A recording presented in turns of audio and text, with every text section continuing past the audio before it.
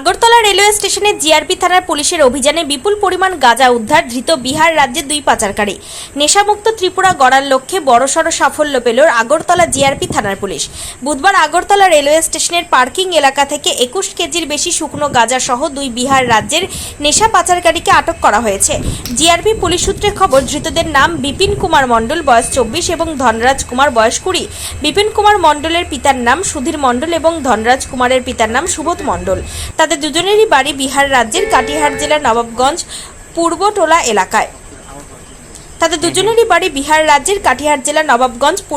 এলাকায়।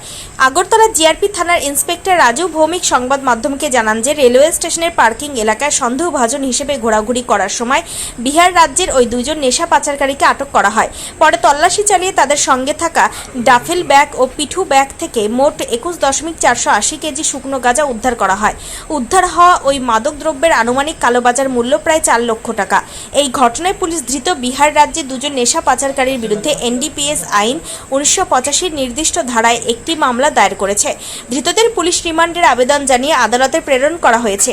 ইন্সপেক্টর রাজু ভৌমিক আরও জানান, এই নেশা চক্রের সাথে আর কারা জড়িত এবং নেশার ওই চালান কোথায় নিয়ে যাওয়ার পরিকল্পনা ছিল তা জানতে পুলিশি তদন্ত জারি রয়েছে। ত্রিপুরা থেকে বিক্রম কর্মকারের report, crime press Bengal news.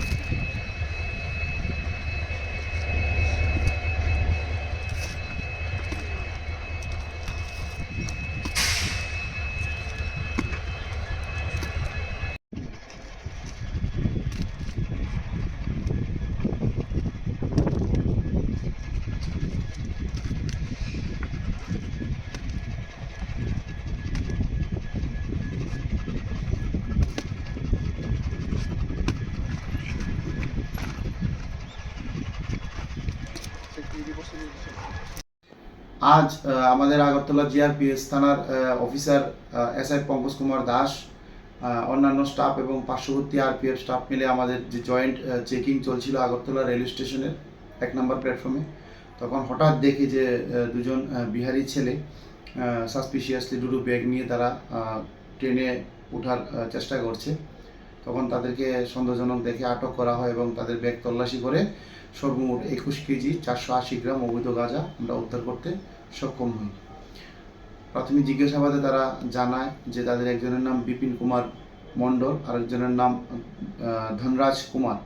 তারা দুজনের বাড়ি বিহার এবং তারা জানায় এই গাঁজাগুলি তাদেরকে তাদের যে সহযোগীরা তারা এইদিকে স্টেশনে এনে দিয়েছিল এবং তারা এইগুলি বহিরাজ্যে পাড়ি দেওয়ার উদ্দেশ্য ছিল। যেই গাঁজাগুলো উদ্ধার করেছি, এই গাঁজাগুলোর বর্তমানে কালোবাজারি মূল্য হবে প্রায় 4 লক্ষ টাকা এবং এই ব্যাপারে তাদের বিরুদ্ধে আমরা একটি এনডিপিএস ধারায় আগরতলা জিআরপিএসে একটি মামলা নথিভুক্ত করেছি এবং তাদের এখন আমরা ইন্টারোগেশন চলছে। ধন্যবাদ।